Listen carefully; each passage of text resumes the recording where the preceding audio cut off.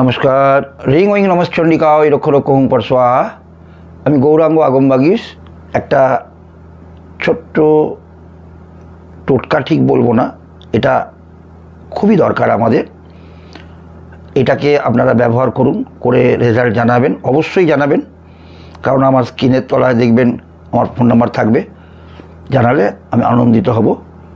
যে কোনো পূর্ণিমার দিন কিংবা পূর্ণিমার আগের দিন 3টি অথবা 5টি অথবা 7টি অশ্বত্থ গাছের পাতা নিয়ে আসুন এবং ওই পাতাতে আপনি লাল রঙের সিঁদুর কিংবা লাল রঙের কোনো বস্তু দিয়ে মনোকামনা জানিয়ে আপনি আপনার ওই পাতার মধ্যে লিখুন আপনার মনের কি ইচ্ছা, কী জন্য আপনি অশ্বত্থ গাছের পাতাটা নিয়ে এসেছেন।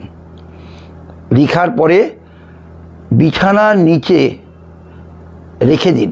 বিছানা মানে আপনি যে বালিশে শোন ঠিক সেই বালিশের তলায়।